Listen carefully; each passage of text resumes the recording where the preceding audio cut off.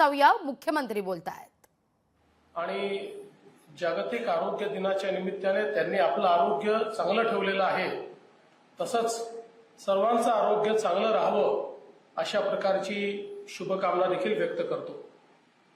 आज अनेक उपक्रमांचं उद्घाटन आपण केलेलं आहे।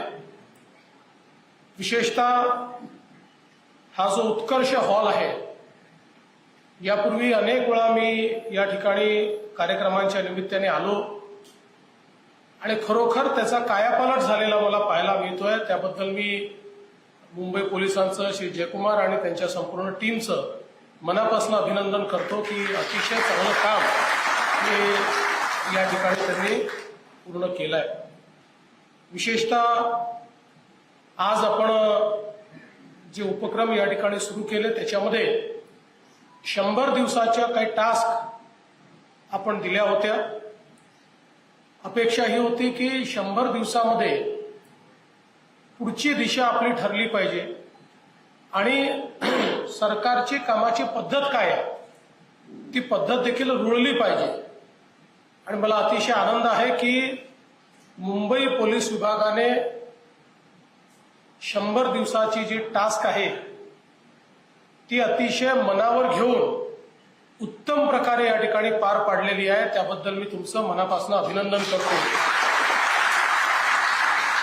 विशेषतः आपले जे पोलीस स्टेशन्स आहेत त्याच्यामध्ये नागरिक केंद्रित सुविधा, तिथली स्वच्छता, तिथला जो काही लिगसी वेस्ट आहे ती दूर करणे, अशा अनेक टास्क आपण दिल्या होत्या। त्या फार चांगल्या प्रकारे या ठिकाणी मुंबई पोलिसांनी केलेल्या आहेत। आपली पोलीस स्टेशन्स स्वच्छ झालेली आहेत, बऱ्याच पोलीस स्टेशनचा कायाकल्प झालेला आहे आणि त्यासोबत पार्क साईडचं तर या ठिकाणी आपण बघितलं की जुनं पोलीस स्टेशन आणि आता नव्याने बांधलेलं पोलीस स्टेशन यातला जो काही अंतर आहे ते अंतर आपण सगळ्यांनी बघितलेलं आहे। मला असं वाटतं की अतिशय वेलकम अशा प्रकारचा चेंज या पोलीस स्टेशनच्या संदर्भात आपल्याला पाहायला मिळतो आहे।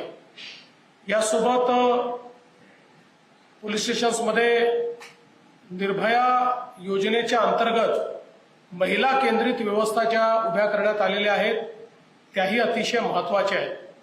खरं म्हणजे मागच्या काळात अनेक वेळा आपल्याकडे डिबेट झाली की काही राज्यांनी महिला पोलीस स्टेशन सुरू केले, तसे महिला पोलीस स्टेशन सुरू करायचे की प्रत्येक पोलीस स्टेशनमध्ये महिलांना योग्य अशा प्रकारची व्यवस्था उभी करायची।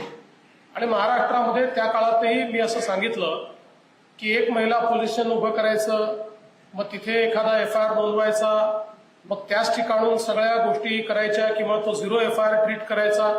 यापेक्षा आपण प्रत्येक पोलीस स्टेशनमध्ये महिलांकरता स्वतंत्र व्यवस्था उभी करून दिली पाहिजे।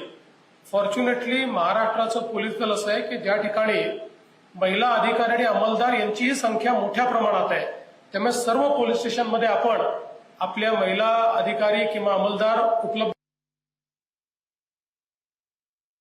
ही थेट दृश्य पाहतोय सायबर लॅबचं मुख्यमंत्र्यांच्या हस्ते उद्घाटन झालेलं आहे।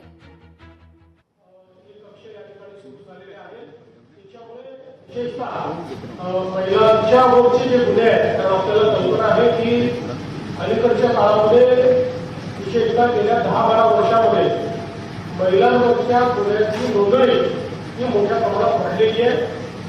गुन्हे घडण्यात त्याचं जरी दुःख असलं तर त्याची नोंदणी वाढलेली आहे, ही एक समाधानाची बाब आहे। कारण यापूर्वीही गुन्हे होत नव्हते असं नाहीये, गुन्हे होत होते, परंतु समाजाच्या प्रेशरमुळे, घरच्यांच्या प्रेशरमुळे अशा प्रकारचे गुन्हे हे नोंदवायला आमच्या भगिनी समोर येत होत्या।